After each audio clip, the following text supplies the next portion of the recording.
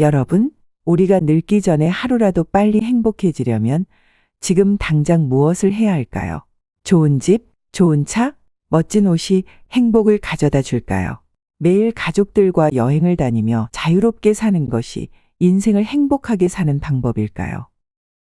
이미 많은 책과 연구에서 증명된 수많은 행복한 사람들이 공통적으로 말하는 것이 있습니다. 나이가 들면서 자연스럽게 많아지는 이것을 줄여야 진정한 행복을 누릴 수 있다고 합니다. 오늘 이 이야기를 끝까지 들으시면 무릎을 탁 치며 잊고 지냈던 이것을 줄여야 행복을 누릴 수 있다는 내용에 공감하실 겁니다. 그럼 지금부터 노년에 행복하려면 하루라도 빨리 줄여야 하는 5가지에 대해 하나씩 차분하게 이야기해 드리겠습니다. 하루라도 젊은 지금 영상을 끝까지 보시고 실천하셔서 노후에는 꼭 인생의 황금기를 맞이하시길 바랍니다. 구독과 좋아요는 무료입니다. 클릭 한 번으로 다음 영상을 더 빠르게 시청하실 수 있습니다. 지혜로운 동반자. 나이가 들면서 더 행복해지기 위해 줄여야 할 첫 번째는 바로 집에 있는 물건들입니다. 여러분, 혹시 괜한 욕심 때문에 공짜로 받은 사은품을 쓰지도 않고 버린 경험 있지 않으세요? 과거 어린 시절에는 물건이 많을수록 부자라는 인식이 있었습니다. 그래서 차가 있는 집, 텔레비전이 있는 집, 침대가 있는 친구를 부러워했죠. 우리 세대는 이런 인식 때문에 필요 없는 물건이라도 언젠가 쓸 때가 있을 거라며 집에 하나둘씩 쌓아놓는 경향이 있습니다. 특히 공짜로 얻을 수 있는 사은품이나 1+1 상품에 쉽게 혹합니다. 저도 얼마 전에 홈쇼핑에서 광고하는 새치 염색약을 대량으로 주문한 적이 있었습니다. 새치 염색약뿐만 아니라 머리 드라이기를 사은품으로 준다고 해서 일석이조라 생각하고 구매했죠. 사실 이미 드라이기를 사용하고 있었지만 공짜라는 생각에 혹해서 샀습니다. 이렇게 공짜로 받은 물건들이 창고에 하나둘씩 쌓이다가 오래되어 결국 쓰지도 못하고 버리는 경우가 많았습니다. 나이가 들수록 집과 주변 환경을 깨끗하게 유지하는 것이 중요하다는 말이 있습니다. 집안의 물건들은 각자 주인이 있는 법인데 나에게 필요하지 않은 물건을 계속해서 쌓아두는 것은 결국 욕심에 불과합니다. 가지 많은 나무에 바람 잘 날 없다라는 속담이 있습니다. 가지가 많으면 바람이 불어올 때마다 흔들리고 불안정해지듯이 불필요한 물건이 집안에 쌓이면 결국 문제를 일으킬 가능성이 커집니다. 집안이 어수선해지고 마음까지 복잡해질 수 있습니다. 집안의 물건을 줄이고 필요한 것들만 남기는 것은 단순히 공간을 비우는 것을 넘어 삶을 단순화하고 행복을 찾는 빠른 방법입니다. 집안의 물건을 정리하면서 과거의 추억과 불필요한 집착을 버리고 더 많은 시간과 에너지를 소중한 사람들과 활동에 쓰시길 바랍니다. 노후에 더 행복해지려면 줄여야 하는 2번째는 말입니다. 젊었을 때는 목소리가 크고 말이 많은 사람들이 대화의 주도권을 잡기도 했지만 이제는 목소리를 낮추고 말수를 줄여야 가족과 아랫사람들로부터 대접을 받게 됩니다. 혹시 나도 모르게 했던 말 실수 때문에 모임의 분위기를 망치고 있지는 않은지 지금부터 말씀드리는 3가지를 꼭 점검해 보시길 바랍니다. 첫 번째, 괜한 불필요한 말을 하진 않았나요? 세상을 살아가다 보면 나의 모습을 돌아보지 않고 남을 가르치려 합니다. 왜냐하면 지금까지 살아온 수십 년의 세월 동안 머릿속에 쌓인 나만의 기록을 상대에게 주입시키고 싶은 본능이 들기 때문입니다. 하지만 이는 상대에게 잔소리로 들릴 수 있습니다. 유명한 개그맨 박명수가 라디오쇼에서 했던 명언을 들어보셨나요? 나이 먹을수록 잔소리하지 말고 입을 닫고 지갑만 열면 된다. 이는 자신의 몫이 있으니 괜히 불필요한 말을 하지 말라는 이야기입니다. 말 대신 박수를 많이 쳐주고 웃어주는 것이 환영받는 비결입니다. 2번째, 남 이야기를 쉽게 꺼내지는 않나요? 험담은 중독성이 있어서 더 심하고 자극적으로 욕하는 것에 맞들리게 됩니다. 하지만 말은 항상 내 입에서 나오면 다시 나에게 돌아오게 되어 있습니다. 주변 사람들은 험담하는 이야기가 처음엔 재밌을지 몰라도 남 이야기를 하는 사람 역시 미워 보이게 됩니다. 왜냐하면 이 사람은 언젠가 내 욕도 할 수 있다고 무의식적으로 생각하기 때문입니다. 상대방 욕을 하는 사람은 현재 만족하지 못하고 뭔가 인생에 불만이 있다는 뜻입니다. 우리 어릴 때처럼 순수하게 상대의 하소연을 있는 그대로 들어주는 사람은 없습니다. 인생의 불만을 나누면 언젠가 그 이야기가 나의 약점이 될 수도 있습니다. 험담을 하는 것은 지금 당장 재밌을지 몰라도 언젠가 나에게 화살로 돌아와 큰 손해를 입힐 수 있으니 지금이라도 남 이야기는 꼭 멈추시길 바랍니다. 셋째, 아는 척을 하고 자랑을 일삼는다면 멈추시길 바랍니다. 주변에 보면 돈 자랑, 자식 자랑, 자기 자랑, 배우자 자랑하는 사람들이 꼭 있습니다. 자랑은 나이 들수록 외로움 때문에 습관적으로 하는 경우가 많습니다. 보통 사람의 품격과 눈빛에서 그 사람이 얼만큼 잘난 사람인지 느껴집니다. 하지만 본인 입으로 자랑을 해서 떠들어대면 오히려 취해 보입니다. 인간은 다 자기 자신이 세상의 주인공입니다. 나의 자랑이 상대에게는 큰 상처가 될 수 있습니다. 우월하다고 느끼는 잠깐의 쾌감 때문에 상대와의 관계뿐만 아니라 나에게 큰 손해로 돌아올 수 있습니다. 말 한마디 한마디가 쌓여 우리의 생각과 습관을 만듭니다. 그 결과 말로 인해 가장 큰 손해를 보는 사람은 결국 나 자신이 됩니다. 고독하게 인생을 보내고 싶지 않다면 말수를 줄이는 것이 정말 중요합니다. 세 번째는 나이 많은 친구들을 줄이세요.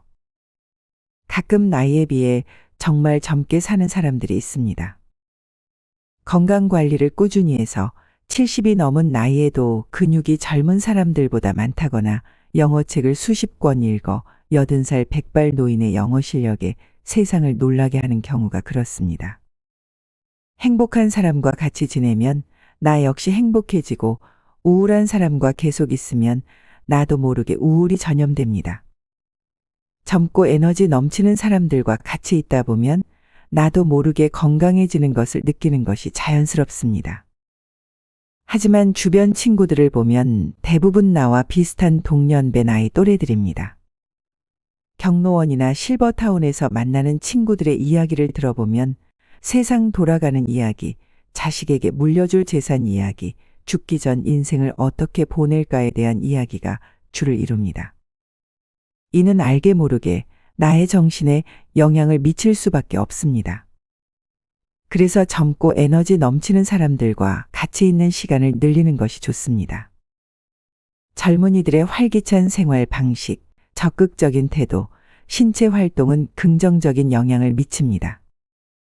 그들과 어울리다 보면 자연스럽게 활동량이 늘어나고 새로운 도전에 대한 의욕이 생기며 전반적인 삶의 질도 올라갈 수 있습니다. 이 과정에서 나도 젊고 건강한 에너지를 얻어 더 활기찬 삶을 살 수 있게 되며 행복해질 수 있습니다. 그런데 어떤 경로로 젊은이들과 어울릴 수 있을지 막연하실 겁니다. 그럴 때는 열린 마음으로 자식들에게 물어보는 것도 좋은 방법입니다. 나이 제한이 없으면서 젊은이들이 많이 하는 독서 모임이나 테니스, 자전거, 골프 모임에 참여하는 것도 좋고 교회 봉사를 가더라도 젊은 사람들과 커피 한잔하면서 이야기하는 시간을 가져보는 것도 좋습니다. 내가 살면서 경험한 인생 지혜와 독창적인 유머 한 가지를 갖고 있으면 젊은 사람들도 나를 센스 있는 어른으로 생각하고 대화에 집중할 것입니다. 또한 우리의 통찰과 경험은 젊은이들에게도 큰 가르침이 될 수 있습니다. 이를 통해 젊은이들과의 벽을 허물어 줄 것입니다. 두려워하지 마시고 먼저 다가가 보시길 바랍니다. 내 나이대의 사람들, 익숙한 동년배 모임은 줄이고 다양한 연령층과 열린 마음으로 대화하는 것이 건강하고 행복하게 살 수 있는 비결입니다.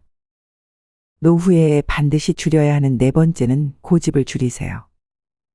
우리 모두 나이가 들면서 나도 모르게 사람들에게 훈수를 두기도 하고 선입견이 생겨서 누군가 내 의견에 동의하지 않으면 괜히 짜증이 날 때가 있습니다. 하지만 고집이 세지는 것도 일종의 노화 현상 중 하나입니다. 몸이 젊었을 때와는 달리 나도 모르게 내 몸을 지키고자 하는 마음에서 고집이 생긴다고 합니다. 새로운 것이 나와도 두려움과 조심성이 커지고 자기 주장을 굽히지 않으며 일종의 자기 방어를 하는 것이죠.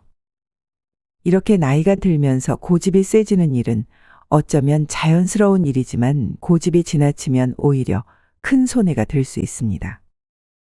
내 마음대로 통제하고 싶은데 자신의 생각이 누군가에게 받아들여지지 않을 때마다 짜증과 불만이 쌓이면 자연스럽게 스트레스를 받기 때문입니다. 하지만 지금까지 살아온 결과를 보면 세상은 내 뜻대로 되지 않는 것이 진리라는 사실입니다. 결국 스트레스를 받는 사람은 나일 테고 이 스트레스가 쌓이면 정신 건강뿐만 아니라 몸도 빨리 쇠약해질 수 있습니다. 얼마 전 자식들 집에 가서 살림살이를 자기 방식으로 강요하다가 며느리와 크게 싸운 지인이 있습니다. 좋은 의도로 자식들 집에 가서 설거지도 하고 청소도 도와줬지만 자신만의 방식으로 집을 꾸미고 살림을 살고 싶은데 간섭한다고 큰 소리가 난 것입니다. 하지만 지인 역시 한 고집하는 성격이라 며느리 말을 무시한 채 그 뒤로도 몇 번을 들락날락했고 결국 자식네는 이사까지 하며 연락을 끊었다고 합니다. 지인의 내면 깊은 곳에는 자식들이 아직 내 품 안에 있다고 생각하여 내가 통제하고 싶다는 생각에 고집을 부렸던 것입니다. 하지만 이러한 고집 때문에 얻은 이득과 결과는 무엇일까요? 고집 때문에 자식과의 관계 악화뿐만 아니라 지인 자신에게도 큰 상처만 남았을 것입니다. 내 딴에는 좋은 의도라고 생각해서 하는 행동이지만 상대에게는 불쾌할 수 있다는 사실을 항상 인지해야 합니다. 고집을 부리는 것은 지금 당장은 내 마음대로 할 수 있다는 욕구가 풀릴지 몰라도 스스로 혼자 외로운 터널로 자진해서 들어가는 것과 마찬가지입니다. 은연중에 나의 고집이 올라와 상대를 통제하고 싶은 마음이 들 때는 심호흡을 한번 하고 상대의 마음을 이해하려 노력하세요. 질문을 하고 대화를 하여 지혜롭게 대처하시길 바랍니다. 행복해지기 위한 다섯 번째 조건은 기대를 줄이세요. 세상에는 내 뜻대로 되지 않는 일들이 참 많습니다. 때때로 살아온 인생이 억울하게 느껴져서 배우자나 자식에게 슬픔과 분노를 토로할 때가 있죠. 이럴 때 누군가가 내 마음을 알아주기를 바라지만 어쩌면 이는 지나친 욕심일지도 모릅니다. 인간은 누구나 다른 사람으로부터 인정받고 싶어 합니다. 우리는 각자가 추구하는 목표를 가지고 살아갑니다. 세상의 주인이 나 혼자라고 느끼지만 사실 모두가 같은 생각을 하고 있죠. 모두가 자신의 삶에서 주인공이 되고 싶어 합니다.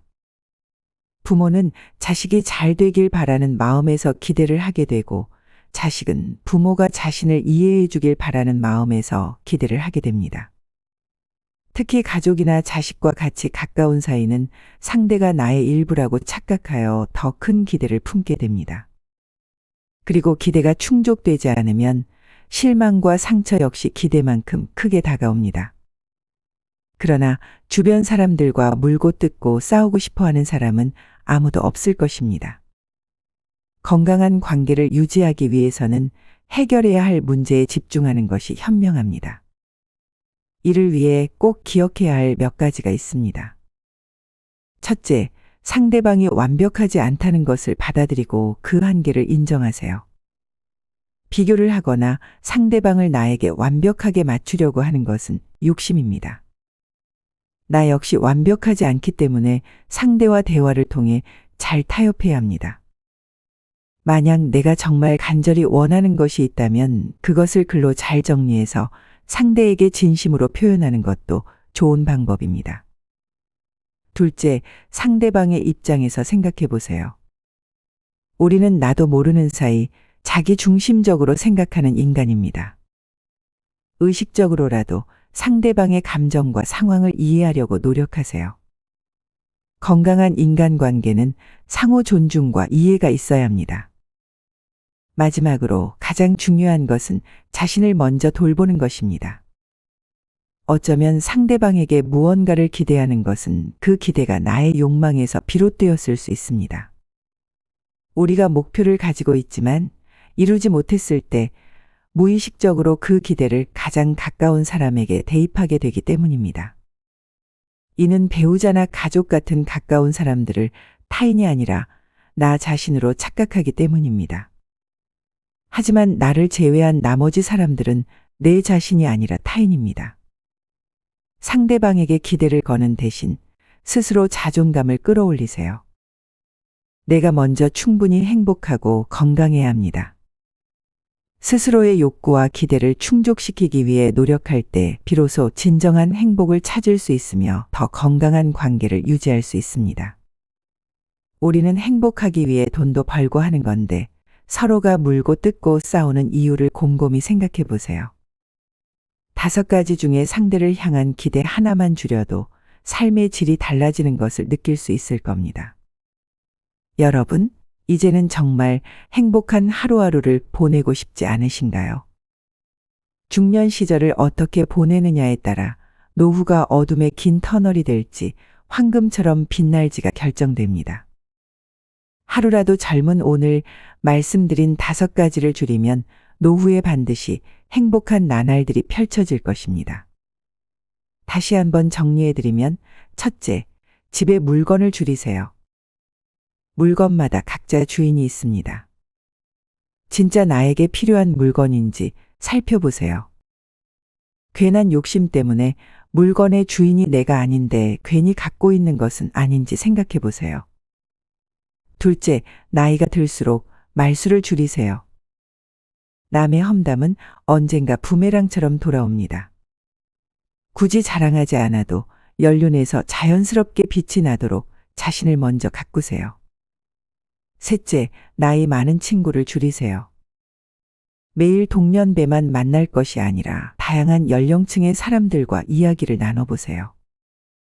에너지는 항상 전염됩니다. 넷째, 고집을 줄이세요. 나의 고집 때문에 얻는 이득과 결과는 싸움뿐입니다. 괜한 자존심으로 외로움을 자초하지 마시고 딱 한 번만 눈 감고 양보해 보세요. 마지막으로 기대를 줄이세요. 세상만사 사람 마음이 다 내 뜻대로 되지 않습니다.